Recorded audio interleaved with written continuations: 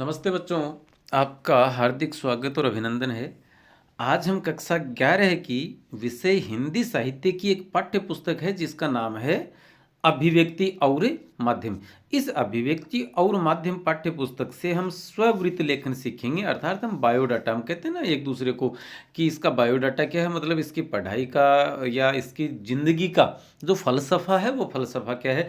तो सबसे पहले हम देखेंगे इस बायोडाटा या स्ववृत्त लेखन से संबंधित कुछ प्रश्नोत्तर, और उसके बाद में एक उदाहरण के माध्यम से हम इसको लिखना सीखेंगे। ये जो उदाहरण है वह उदाहरण काल्पनिक बनाया गया है। आप कल्पना के हिसाब से, क्योंकि आप जानते हैं इस बात को कि परीक्षा में यदि ऐसे सवालात आते हैं तो हमें अपनी कल्पना के आधार पर ही वहाँ पर उत्तर सबमिट करने होते हैं। तो आप अपनी कल्पना के आधार पर कहीं से कहीं की ईंट कहीं का रोड़ा, भानुमति ने कुंभा जोड़ा वाली जो कहावत है, जो बात है, उस बात को लेकर आगे बढ़ सकते हैं। सबसे पहला प्रश्न है, स्ववृत्ति किसे कहते हैं अथवा स्ववृत्त से आप क्या समझते हैं। हाँ, चैनल को सब्सक्राइब नहीं किया हो तो कर लीजिएगा।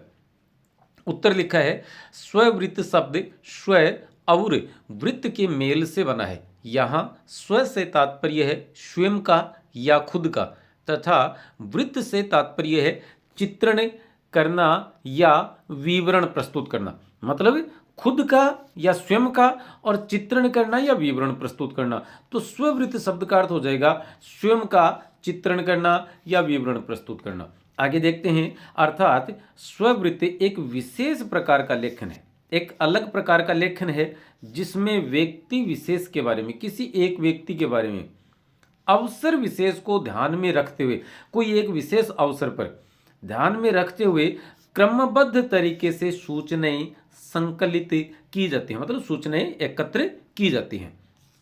आगे देखते हैं, दूसरा प्रश्न क्या है कि एक स्ववृत्त की तुलना किससे की जाती है। उत्तर लिखेंगे, एक स्ववृत्त की तुलना उम्मीदवार या व्यक्ति विशेष के दूत या उसके प्रतिनिधि से की जाती है, मतलब उसके पोस्टमैन के रूप में या उसके डाकिये के रूप में या उसके दूत या प्रतिनिधि के रूप में, राजदूत के रूप में की जाती हैं। तीसरा प्रश्न है, स्ववृत्त के कितने पक्ष होते हैं। उत्तर है, स्ववृत्त के 2 पक्ष होते हैं।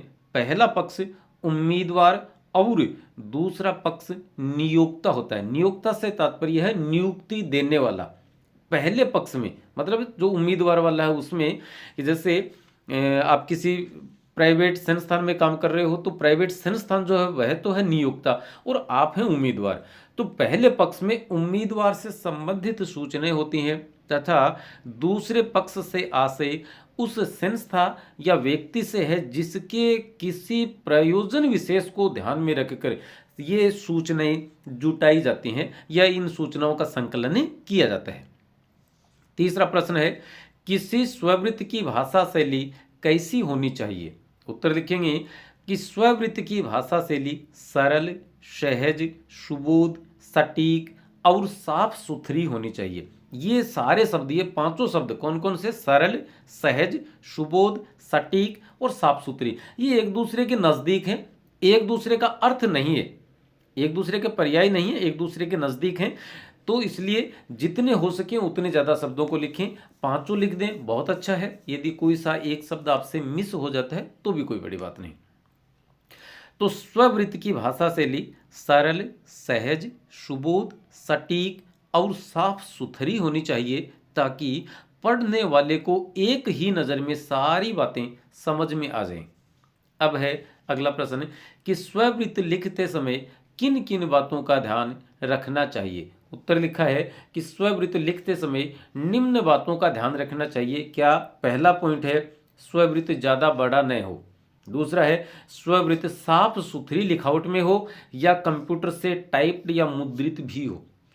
या तो कंप्यूटर से टाइप करवा लो, यदि आपने हाथ से लिखा तो बहुत ही साफ सुथरी, ओवर राइटिंग न हो, कटिंग न हो, राइटिंग बहुत खराब न हो। तीसरा है स्ववृत्त में न ज़्यादा विस्तार ही हो और न बहुत संक्षिप्त ही होना चाहिए। स्ववृत्त एक संतुलित होना जरूरी है, ना बहुत ज़्यादा अनावश्यक विस्तार हो और न ऐसा बना दें हम कि जो मूलभूत हमारी जानकारियाँ हैं वो जानकारियाँ ही उसमें से रह जाएं या कट जाएं।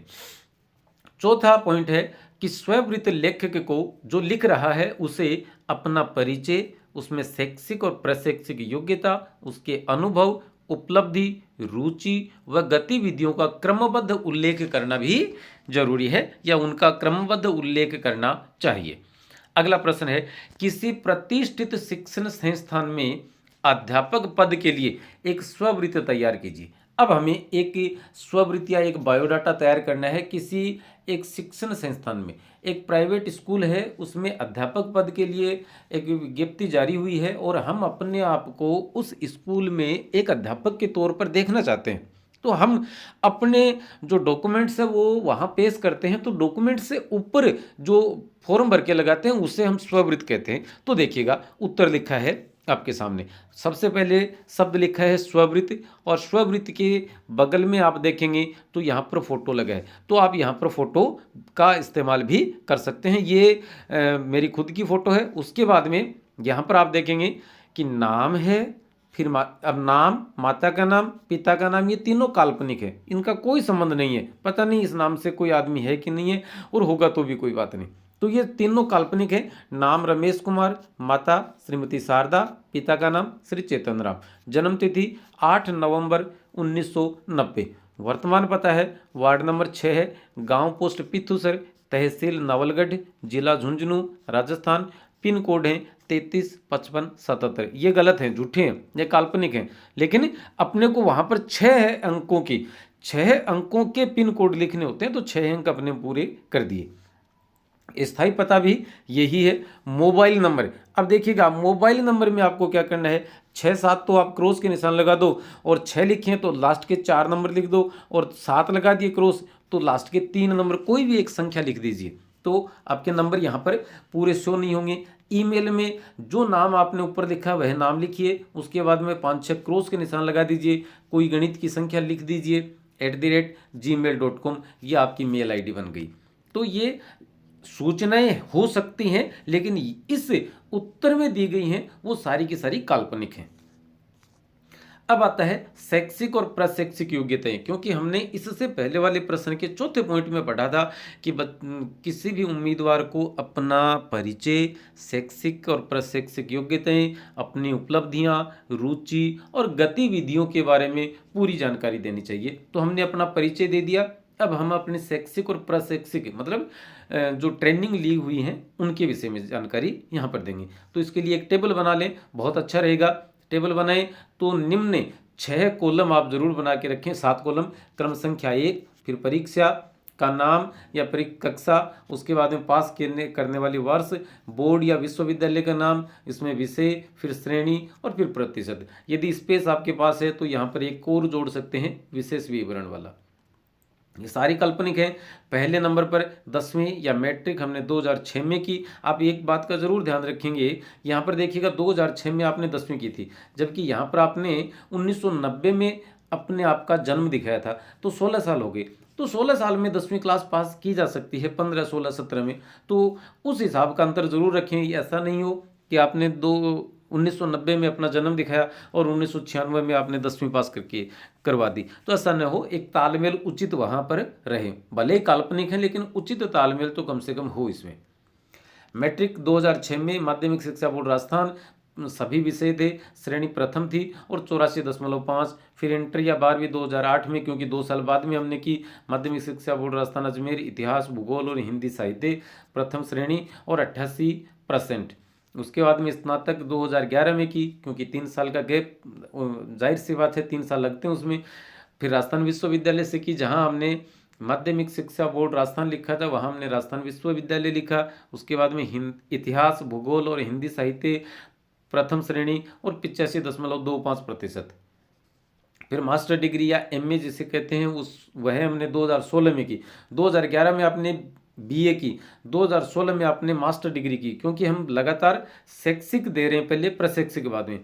राजस्थान विश्वविद्यालय से हिंदी साहित्य से प्रथम श्रेणी से 79.67% से। उसके बाद में हमने प्रशिक्षण जो लिया था, ट्रेनिंग जो ली थी, उसका विवरण है B.Ed 2014 है। राजस्थान विश्वविद्यालय, भूगोल और हिंदी साहित्य 2 सब्जेक्ट थे, श्रेणी प्रथम थी, 89.25% अंक प्राप्त हुए थे। उसके बाद में है अन्य योग्यताएं। अन्य योग्यताएं में 2 योग्यताएं आपने लिखी हैं, क्या क्या, कि कंप्यूटर का अच्छा ज्ञान और काम करने का 3 वर्ष का अनुभव है। हिंदी भाषा, लेखन और वाचन का अच्छा ज्ञान और अनुभव है। उपलब्धियां में लिखेंगे कि राज्य स्तरीय वाद विवाद प्रतियोगिता में स्वर्ण पदक विजेता भी रहे हैं। कौन? उम्मीदवार जो लेखन कर रहा है।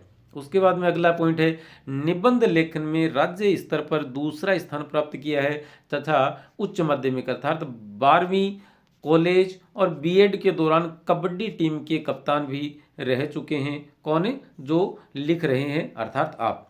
आपकी रुचियां क्या क्या हैं? तो हिंदी भाषा संबंधी पत्रिकाओं का नियमित पठन होता है, बागवानी का शौक है, कबड्डी खेलने का है और हिंदी फिल्मों के पुराने गाने सुनने का है।